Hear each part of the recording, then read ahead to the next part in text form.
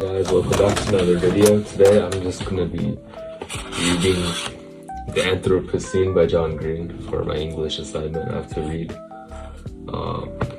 So yeah, this chapter is pretty short.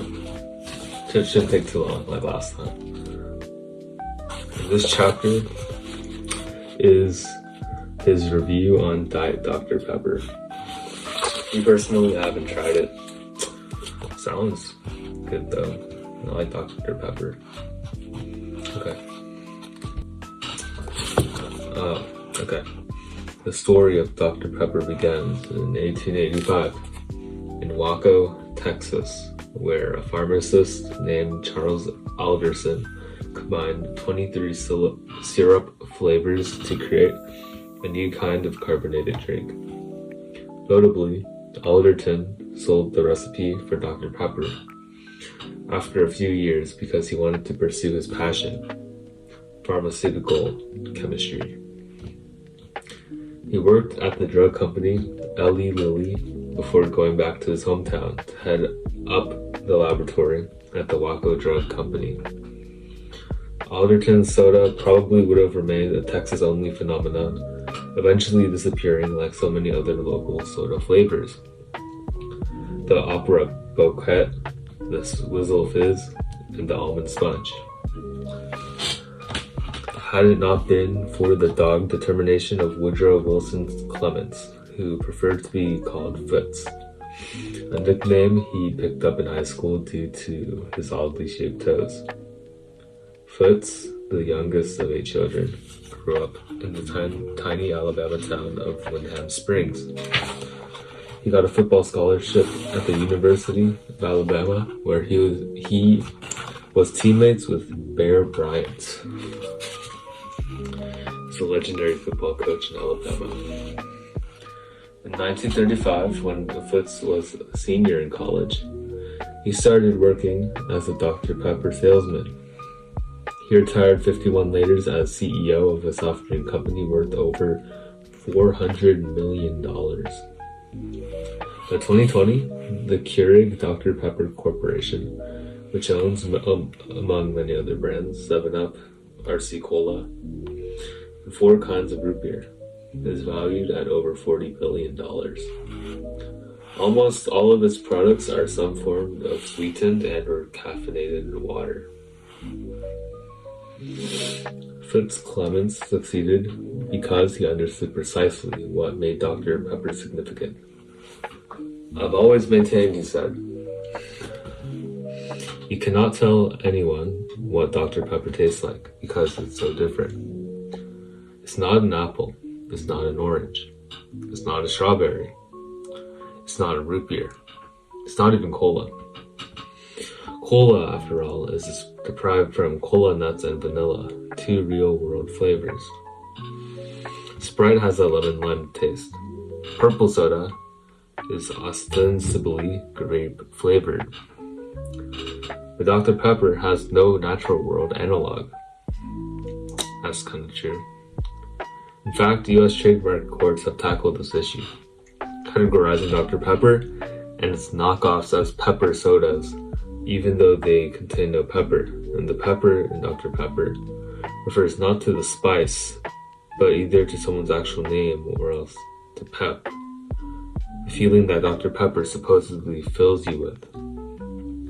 It's the only category of soda not named for what it tastes like, which to my mind is precisely why Dr. Pepper marks such an interesting and important momentum in human history.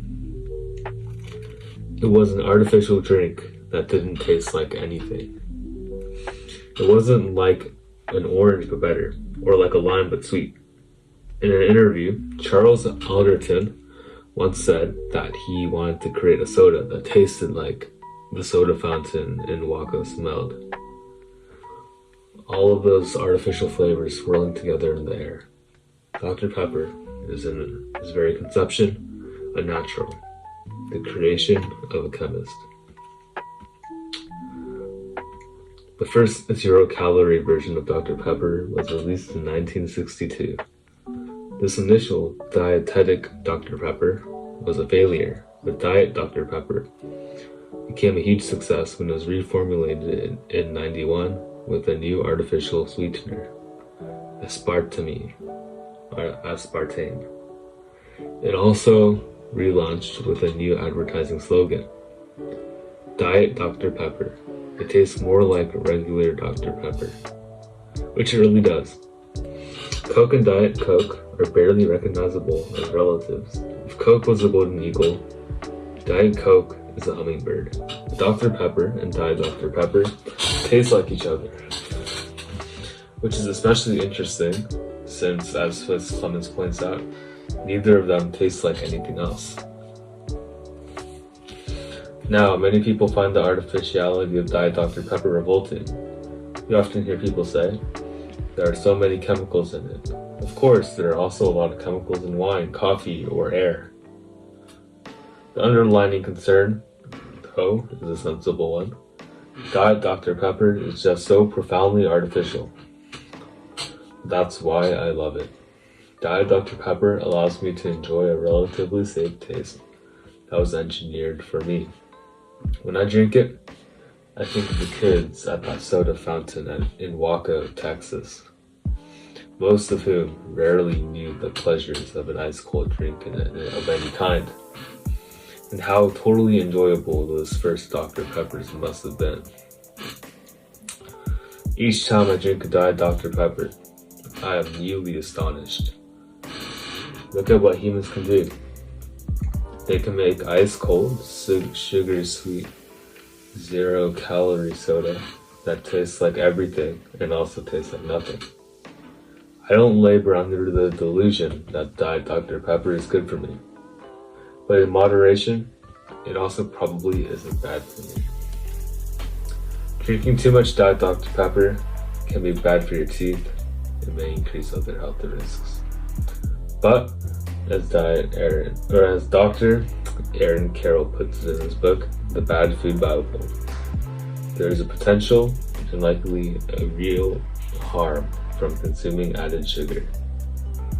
There's likely none from artificial sweeteners.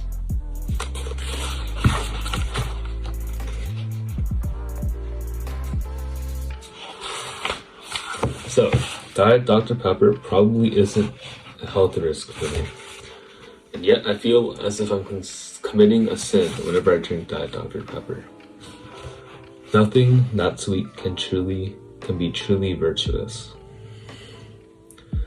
But it is exceptionally minor vice. And for whatever reason, I've always felt like I need a vice. I don't know whether this feeling is universal, but I have some way down, vibrating part of my subconscious that needs to self-destruct. At least a little bit. In my teens and early 20s, I smoked cigarettes compulsively, 30 or 40 a day. The pleasure of smoking for me wasn't about a buzz. The pleasure came from the jolt of giving in to an unhealthy physical craving, which over time increased my physical cravings, which in turn increased the pleasure of giving in to them.